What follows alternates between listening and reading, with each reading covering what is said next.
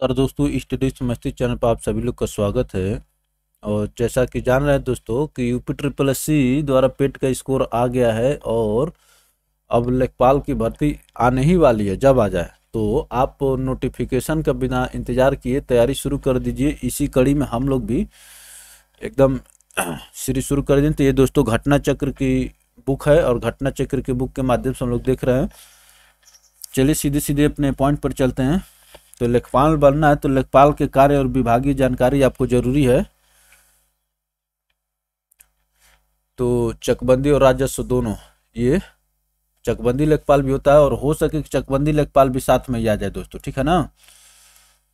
तो इसलिए जानकारी रखिए, थोड़ा बड़ा कर लीजिए ताकि अच्छे से दिखाई दे और फिर फोकस होकर के एकदम गेंद जिस तरह से फुटबॉल दिखाई दे उसी तरह से अक्षरे आपको माने एकदम फुटबॉल की तरह दिखाई दे और टन टन टन स्टडी किया जाए। तो चलिए दोस्तों, चकबंदी निदेशालय के बारे में। उत्तर प्रदेश में चकबंदी योजना का प्रारंभ वर्ष 1954 में मुजफ्फरनगर जिले की कैराना तहसील व सुल्तानपुर जिले के मुसाफिर खाना तहसील से शुरू हुआ था। चकबंदी काम उत्तर प्रदेश में कब शुरू हुआ? चकबंदी 1954 में मुजफ्फरनगर और सुल्तानपुर, याद रखें इन दोनों जिलों से। सफल परीक्षण के उपरांत चकबंदी योजना को वर्ष 1958 से संपूर्ण प्रदेश में लागू किया गया। भाई पहले कोई चीज पहले टेस्ट किया जाता है, उसके बाद फिर ऑर्डर किया जाता है, ठीक है ना। उसी प्रकार से इस योजना को पहले सफल परीक्षण के उपरांत चकबंदी योजना को वर्ष 1958 से संपूर्ण प्रदेश में लागू किया गया। चकबंदी योजना के संचालन हेतु चकबंदी सहायक आयुक्त के अधीन चकबंदी विभाग का गठन किया गया, ठीक है। चकबंदी सहायक के संचालक, चकबंदी संचालक या आयुक्त, चकबंदी संचालक के कार्यों में सहयोग हेतु अतिरिक्त चकबंदी संचालक व संयुक्त चकबंदी संचालक का प्रावधान किया गया है। ये दोस्तों ऊपर की बात है, मैंने आयुक्त और डायरेक्टर की बात कर रहा है कि भाई वो तो होता है, ठीक ना। अतिरिक्त हो गया फिर संयुक्त होता है। आगे चलते हैं। जनपद स्तर पर चकबंदी प्रक्रिया के सुचारू रूप से संचालन हेतु जिला उप संचालक चकबंदी, जिला उप संचालक चकबंदी, उप संचालक चकबंदी, अब यहाँ से जिला हटा दिया, सहायक संचालक चकबंदी, बंदोबस्त अधिकारी चकबंदी, सहायक बंदोबस्त अधिकारी चकबंदी, चकबंदी अधिकारी एवं सहायक चकबंदी अधिकारियों की नियुक्ति कार्य के सापेक्ष किए जाने का प्रावधान किया गया है। ये अधिकारी हैं दोस्तों, ठीक है ना। अब देखिए, चकबंदी प्रक्रिया राज्य सरकार की कल्याणकारी योजना है जो कि प्रत्येक कटक के काश्तकारों, जनता, जनप्रतिनिधियों तथा भूमि प्रबंधन समितियों की सहभागिता से संपादित की जाती है। कल्याणकारी योजना है। सरकार जब आपका चकबंदी करती तो उसके लिए कोई पैसा नहीं लेती है, ठीक है ना।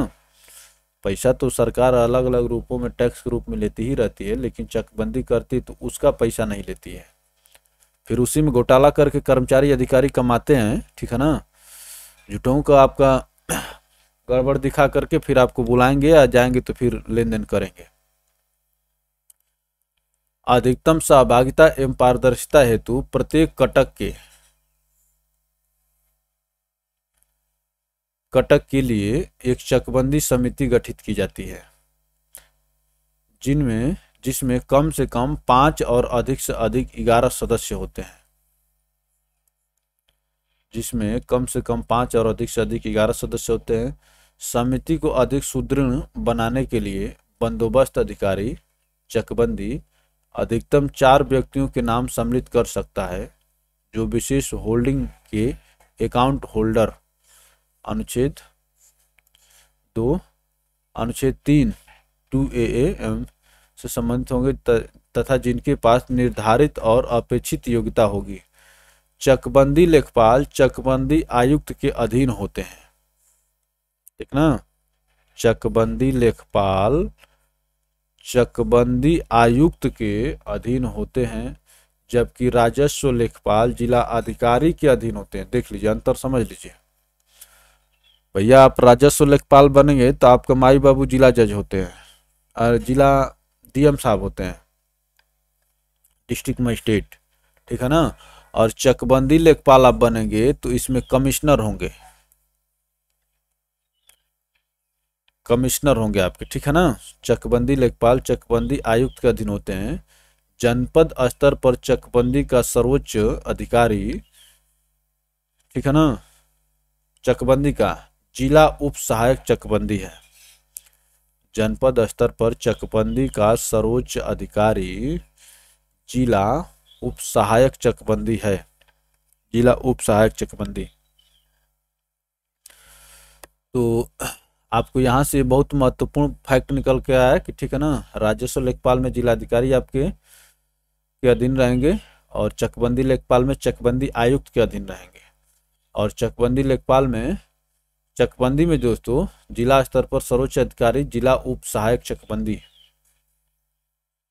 चकबंदी का उद्देश्य तथा उत्तर प्रदेश के चकबंदी अधिनियम 1953 के मुख्य तत्व। तो देखिए 1953 में हुआ था ना चकबंदी अधिनियम, और 1954 में कहाँ हुआ था, मुजफ्फरनगर और सुल्तानपुर से में इसका टेस्ट किया गया। और फिर 1958 से दोस्तों पूरे प्रदेश में चकबंदी शुरू की गई, लागू की गई। चकबंदी से संबंधित विधि के उद्देश्य और कारण जो कि उपर्युक्त प्रस्तर में उद्धृत किए गए हैं, प्रत्येक उसके अतिरिक्त चकबंदी प्रक्रिया से जिन उद्देश्यों की प्राप्ति हुई है,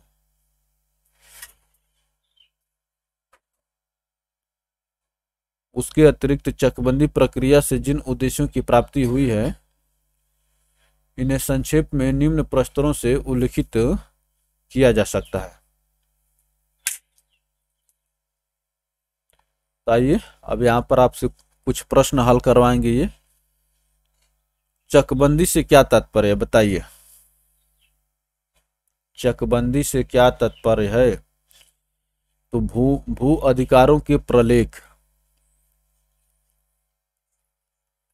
यही आपका सही होगा। चलिए आगे चलते हैं।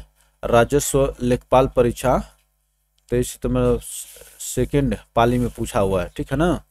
तो ऐसा मत देखिए कि राजस्व में जाएंगे तो ये सारी जमाबंदी, जमाबंदी से क्या तात्पर्य है, तो भू अधिकारों के प्रलेख। अब देखिए जमाबंदी भारत में प्रयुक्त शब्द है जिसका संबंध भू अधिकारों के प्रलेख से होता है, भू अधिकारों के प्रलेख से होता है। अर्थात यह एक ऐसा दस्तावेज होता है जिसमें तहसील से संबद्ध प्रत्येक गांव के भू अधिकार प्रलेखों का ब्यौरा रहता है। तहसील से संबद्ध प्रत्येक गांव के भू अधिकार प्रलेखों का ब्यौरा रहता है। जमाबंदी 2015 में जब हुआ था तो ये पूछा था, ठीक है दोस्तों। उत्तर प्रदेश राजमार्ग भू नियंत्रण अधिनियम किस वर्ष में पारित किया गया था। उत्तर प्रदेश राजमार्ग भू नियंत्रण अधिनियम, दिख रहा है ना, बात चकबंदी की हो रही है और राजमार्ग भू नियंत्रण पूछ लिए। हाईवे भू नियंत्रण अधिनियम किस वर्ष में पारित किया गया था। ये कब पारित किया गया था दोस्तों, इसीलिए मैं आपको कह रहा हूं कि ये वाला सेक्शन दोस्तों कठिन हो जाता है, उल्टा पुल्टा सब पूछना शुरू कर देता है। और पिछले लेखपाल की परीक्षा में दोस्तों इसी सेक्शन में सबके नंबर कम आए थे। भू नियंत्रण अधिनियम पारित हुआ था दोस्तों 1945 में।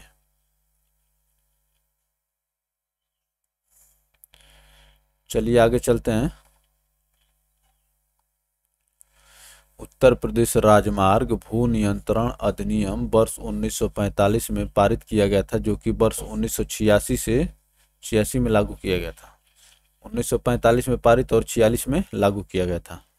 उत्तर प्रदेश में एक वर्ष में न्यूनतम कितनी ग्राम सभा की बैठक मीटिंग होनी चाहिए। न्यूनतम, अधिकतम की कोई सीमा नहीं है, आप रोज रोज करिए, अच्छे से काम करिए, लेकिन न्यूनतम 2 होनी चाहिए। ग्राम सभा की बैठक, उत्तर प्रदेश में एक वर्ष में न्यूनतम कितनी ग्राम सभा की बैठक या मीटिंग होनी चाहिए? तो कम से कम 2। प्रत्येक ग्राम सभा की प्रति वर्ष 2 सामान्य बैठकें होती हैं। पहली, खरीफ की फसल, खरीफ की बैठक जो खरीफ की फसल कटने के तुरंत बाद आहूत होगी, खरीफ की बैठक जो खरीफ की फसल कटने के तुरंत बाद आहूत होगी। दूसरी, रबी की बैठक जो रबी की फसल कटने के तुरंत बाद संपन्न होगी। ठीक है ना दोस्तों, तो 2 बैठक होती है, और ये जब फसलें कट जाती हैं उसके बाद तुरंत बुलाई जाती है ये, तो कम से कम 2 बैठक ही होनी चाहिए। ठीक है ना, उसके बाद और ज़्यादा कर लें तो अलग बात है। चलिए आगे चला जाए।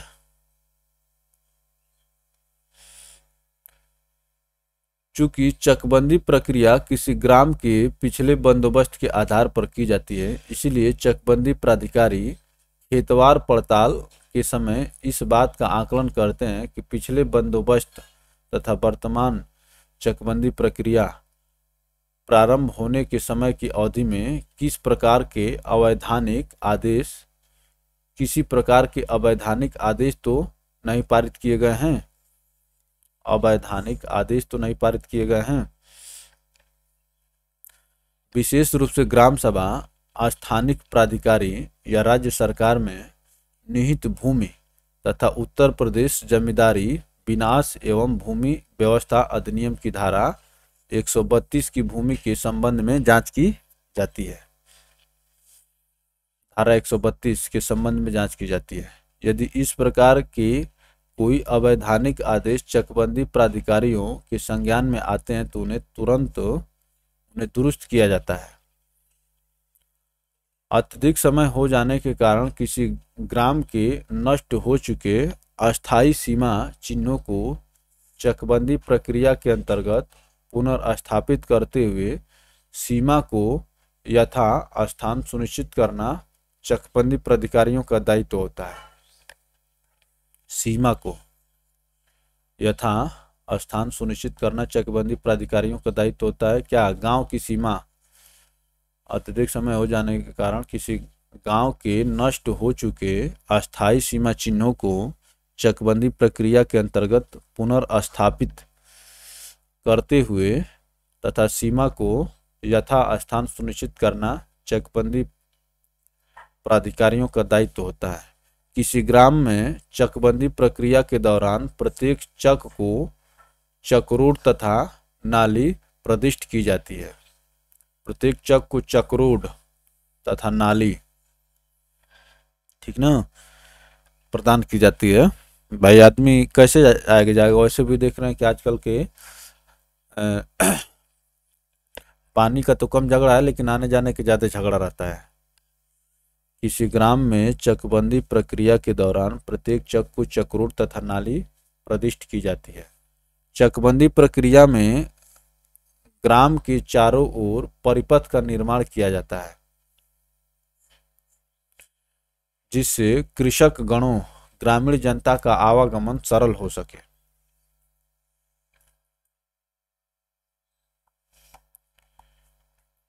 सार्वजनिक प्रयोग के लिए चकबंदी प्रक्रिया में भूमि की व्यवस्था तथा उनका सीमांकन सुनिश्चित किया जाता है, यथा स्कूल, चिकित्सालय, सामुदायिक केंद्र, खेल का केंद्र मैदान, पशु चिकित्सा आदि।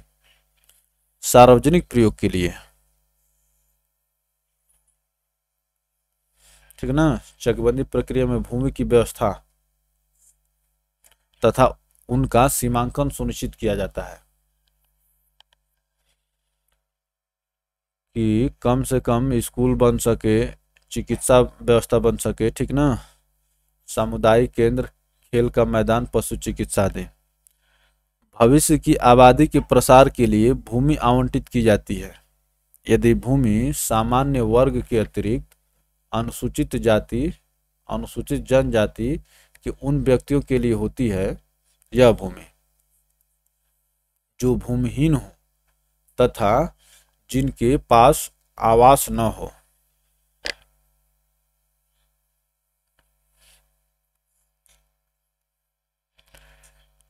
देखिए क्या भविष्य की आबादी के प्रसार के लिए भूमि आवंटित की जाती है, ठीक है ना। आराम से देखिए, ऐसा नहीं कि 180 की स्पीड से गाड़ी दौड़ा देना है। यह भूमि सामान्य वर्ग के अतिरिक्त अनुसूचित जाति, अनुसूचित जनजाति के उन व्यक्तियों के लिए होती है जो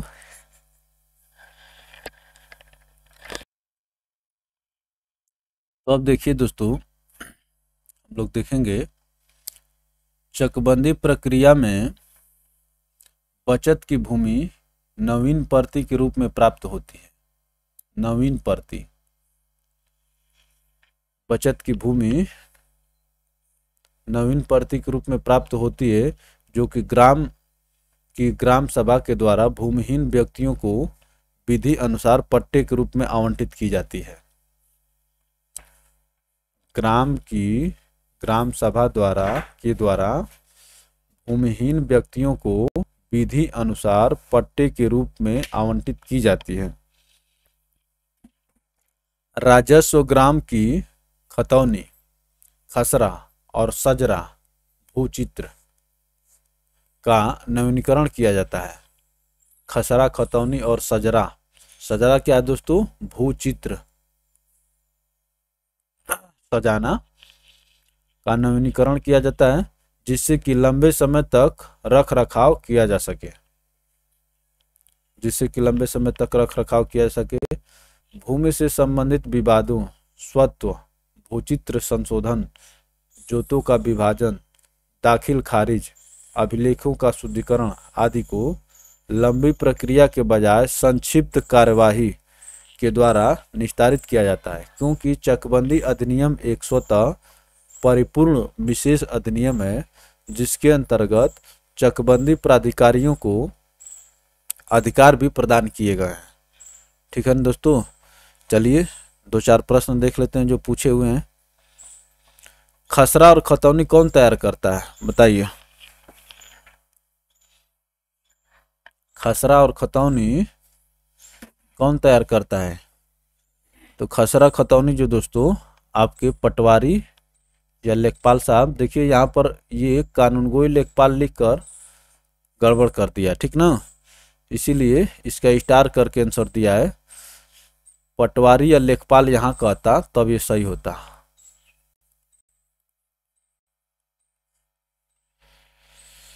खसरा और खतौनी लेखपाल या पटवारी तैयार करता है, ठीक है ना, इसीलिए स्टार में आंसर दिया हुआ है, क्योंकि यहाँ पर लेखपाल दे दे, यहाँ पर पटवारी दे दे, दो आंसर तो होगा नहीं।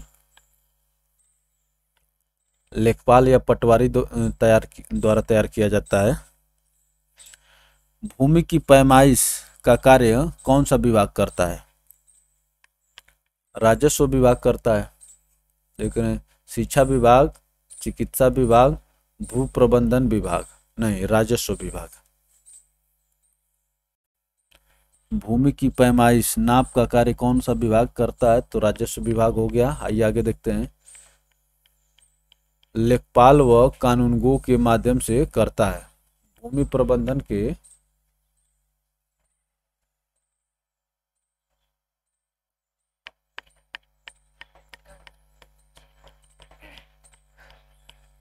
प्रबंधन के अंतर्गत भूमि संबंधों के समायोजन,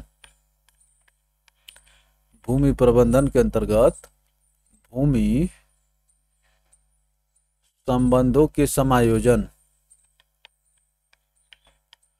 भूमि उपयोग निरीक्षण के सार्वजनिक स्वामित्व को बनाए रखने का कार्य आता है।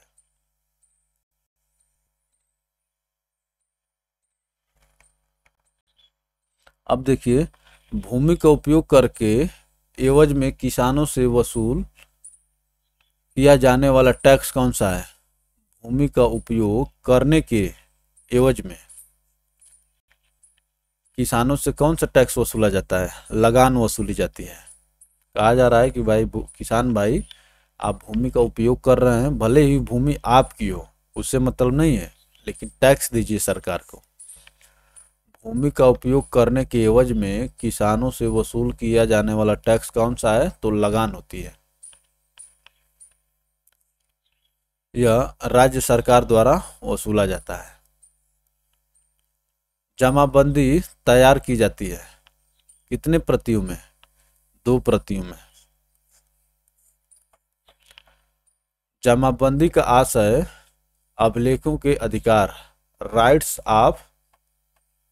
राइट ऑफ रिकॉर्ड्स, अभिलेखों के अधिकार, राइट ऑफ रिकॉर्ड से है, जो भूमि अभिलेख को इंगित करता है। इन रिकॉर्डों का रख रखाव तहसील द्वारा प्रत्येक गांव के लिए किया जाता है, प्रत्येक गांव के लिए।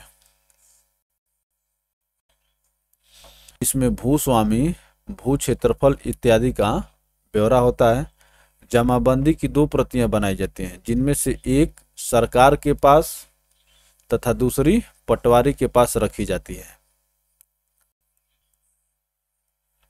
गांव का, ठीक है ना। प्रत्येक गांव का रिकॉर्ड होता है और एक सरकार के पास, एक पटवारी के पास रहता है दोस्तों। चलिए आगे चलते हैं।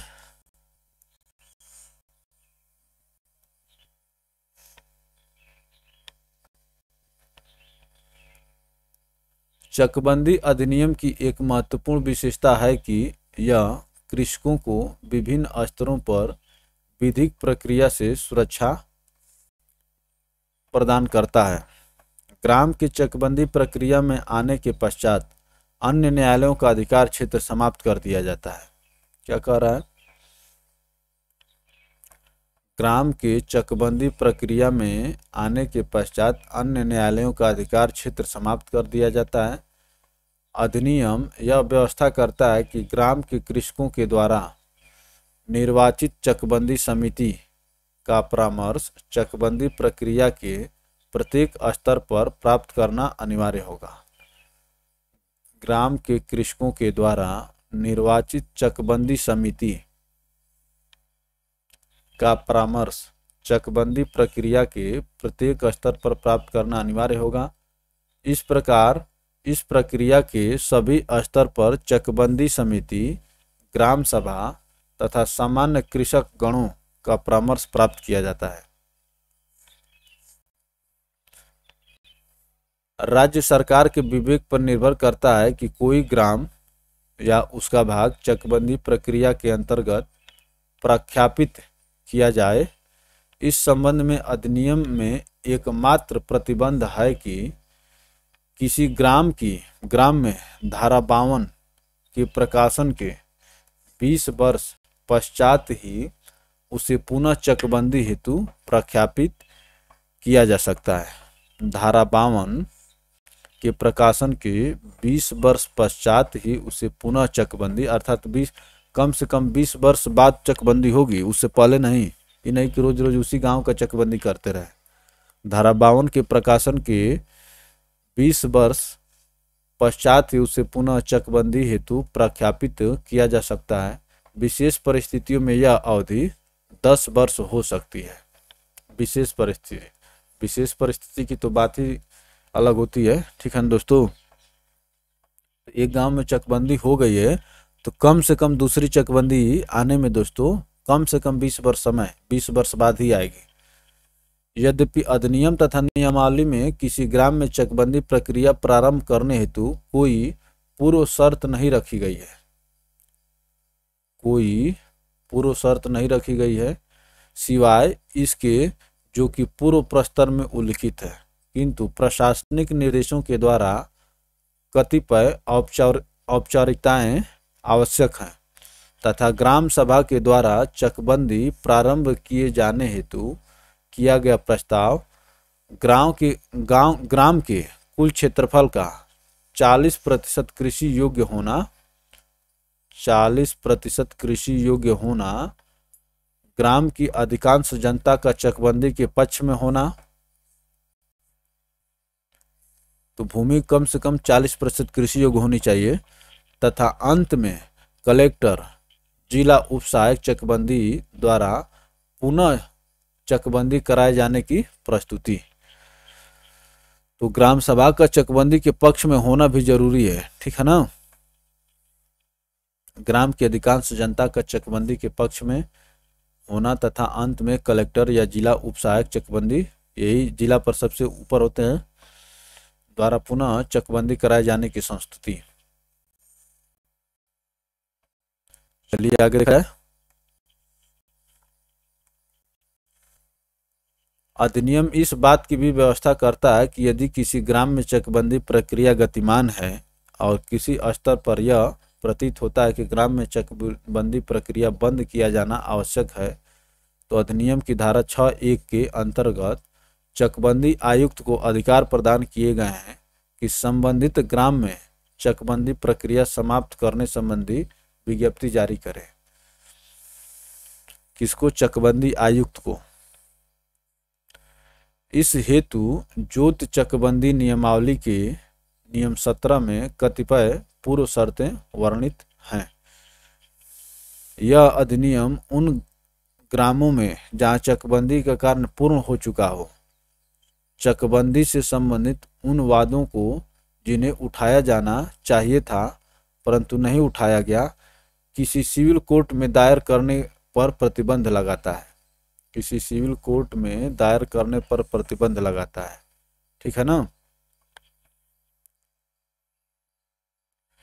क्या कह रहा है कि यह अधिनियम उन ग्रामों में जहां चकबंदी का कार्य पूर्ण हो चुका हो, चकबंदी से संबंधित उन वादों को जिन्हें उठाया जाना चाहिए था परंतु नहीं उठाया गया,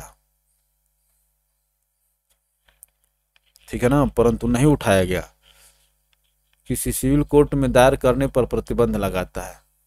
यह अधिनियम चकबंदी प्राधिकारियों को उनके द्वारा सदाशयता से इस अधिनियम के अंतर्गत किए गए कार्यों के प्रति किसी वाद, अभियोजन तथा अन्य विधिक कार्यवाही से संरक्षा प्रदान करता है। अधिनियम इस बात की भी व्यवस्था करता है कि किसी ग्राम के अधिनियम की धारा 52(1) के अंतर्गत प्रकाशन के परिणाम स्वरूप चकबंदी प्रक्रिया समाप्त हो जाने के उपरांत भी इस अधिनियम के अंतर्गत पारित तथा लेख्य याचिकाओं में पारित आदेशों का क्रियान्वयन इसी अधिनियम के अंतर्गत नियुक्त प्राधिकारियों के द्वारा ही किया जाएगा, ये नहीं कि चकबंदी का मैटर आप लेकर के न्यायालय पहुंच गए। चकबंदी के लिए खुद ही चकबंदी न्यायालय बने हुए हैं जो कार्यपालिका के भाग है। अब देखिए क्या कह रहा है। भूमि के विक्रय के समय मुद्रांक शुल्क लगाया जाता है, स्टाम्प ड्यूटी। कौन लगाता है? आंसर भी आपको दिख रहा है। मुद्रांक शुल्क लगाया जाता है भूमि के आकार के आधार पर नहीं, कीमत के आधार पर, किस्म के आधार पर। उपयुक्त में से कोई नहीं इसका उत्तर है। आइए देखिए क्या कह रहा है। स्टाम्प शुल्क भारत के भारतीय स्टाम्प अधिनियम 1899, याद रखिए, भारत के स्टाम्प अधिनियम 1899 के अनुच्छेद 13 के आधार पर आरोपित किया जाता है। स्टाम्प शुल्क इंस्ट्रूमेंट्स के आधार पर आरोपित होता है, इंस्ट्रूमेंट्स के आधार पर आरोपित होता है। यहाँ इंस्ट्रूमेंट का आशय उन दस्तावेजों से है जो भूमि की बिक्री को प्रमाणित करता है। स्टाम्प शुल्क भूमि की बाजार कीमत या अनुबंध मूल्य दोनों में से जो भी ज्यादा हो पर लगाया जाता है, ठीक है ना। तो अब देखिए,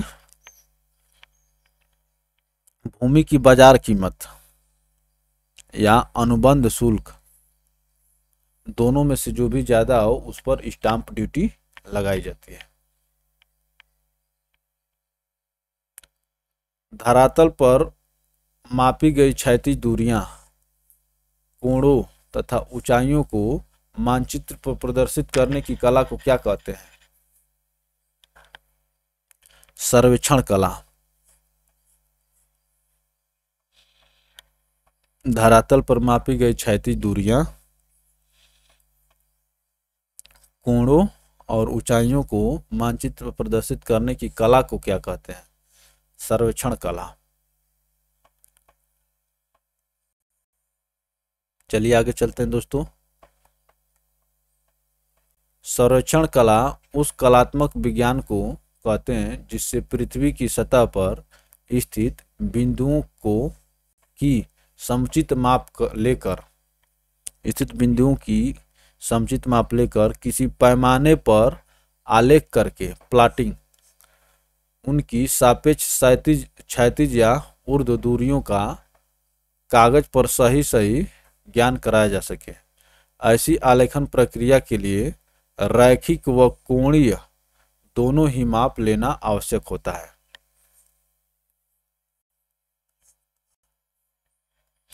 तो देखिए दोस्तों, लेखपाल के एग्जाम में रेखा गणित का योगदान रहने वाला है, ठीक ना, क्योंकि क्षेत्रफल निकालना होता है आपको। चलिए, एक कृषि खेत के मापन की सर्वोत्तम विधि क्या होगी? सर्वोत्तम अर्थात सबसे उत्तम, प्लेन टेबल द्वारा, तो इसमें देखिए जरीब द्वारा।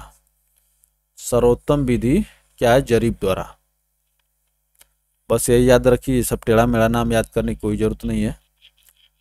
उत्तर पश्चिम सीमा प्रांत में प्राचीन समय में कृषि खेत के मापन हेतु एक जंजीर चेन का प्रयोग किया जाता था। इसे ही जरीब कहते थे। यह जरीब 55 गज या 20 नाट के बराबर होता है, ठीक है ना। 55 गज यही प्रयोग में लाया जाता है जरीब। और ये 55 गज की जरीब हम लोग पढ़े थे दोस्तों पहली वीडियो में कि पूरी 55 गज की जरीब को लेकर के नहीं चला जाता है, आधा, क्योंकि 55 गज की जरीब लेकर के चलेंगे तो भारी हो जाएगी, लंबी हो जाएगी। या 20 नाट के बराबर होता है। एक जरीब के वर्ग को 1 बीघा कहते हैं, ठीक है ना। एक जरीब के वर्ग को 1 बीघा कहते हैं, ठीक है ना। तो अभी जो लेखपाल साहब जिस जरीब का उपयोग करते हैं उससे 2 जरीब ऐसे और 2 जरीब ऐसे नाप देंगे तो 1 बीघा हो जाएगा, क्योंकि ये जरीब होती है 27.5 गज की ही होती है।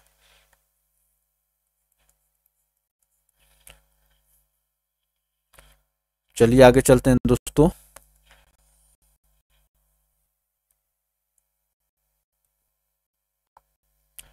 चकबंदी प्रक्रिया के बारे में बीच बीच में आपको प्रश्न दे करके थोड़ा सा आपको उत्साहित कर रहा है कि हाँ ऐसे प्रश्न पूछे जाते हैं। लेकिन ये प्रक्रिया भी जान लीजिए, जब अध्ययन कर रहे हैं तो आपको पूरा अध्ययन करना चाहिए, ठीक है ना।